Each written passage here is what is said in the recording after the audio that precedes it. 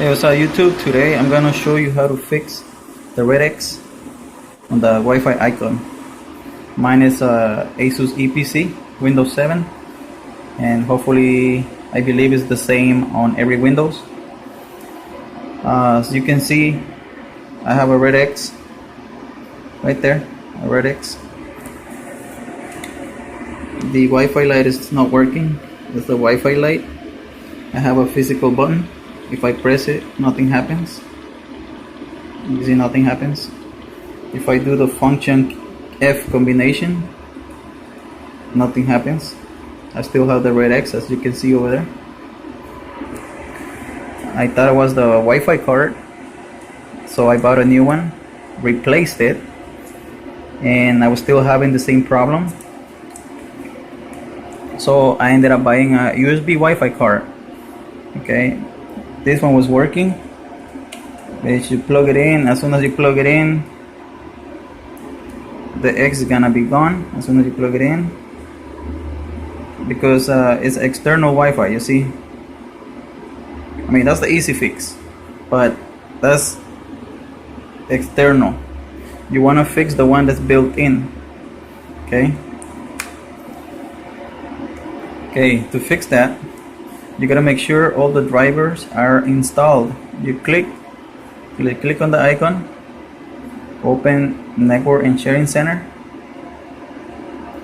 You go to change adapter settings. This is the one you want to fix. This is the one built in on your computer. Yours might be a different name, but you want to fix the one built in. As you can see, I still have the red X. Okay, so you right click on your Wi-Fi adapter, the Wi-Fi card.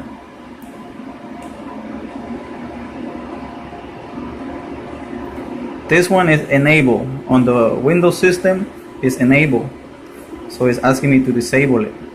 It's enable. Even if I disable it and re-enable it again, I still have the same problem, so it doesn't do anything here.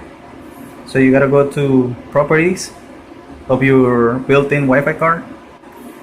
You gotta go to configure, right here, configure, and if all the drivers are installed correctly, it's gonna say this device is working properly. If it's working properly, then why I have a red X, right? That's the question. But if this device is working properly, the drivers are fine. In my case, I replaced the Wi-Fi card and I was still having the same problem. I checked the drivers and it says this device is working properly. So I knew it was not the Wi-Fi card, there was something else. So the problem is from the BIOS system itself.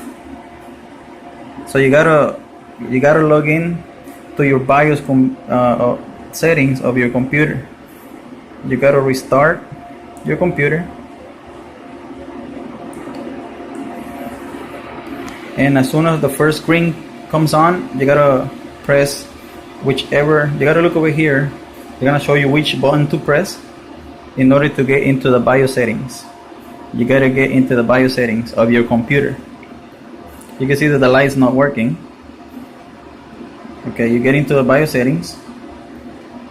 See, BIOS setup utility, and then you go to advanced, or and your computer might be different, but you gotta find this one. You gotta find onboard devices configuration. Hopefully, and I'm sure that every computer has this option, onboard device configuration. Highlight it, enter, and look for WLAN, onboard WLAN. See, mine is disabled. I don't know how that happened, but it's disabled. You gotta highlight it and enable it.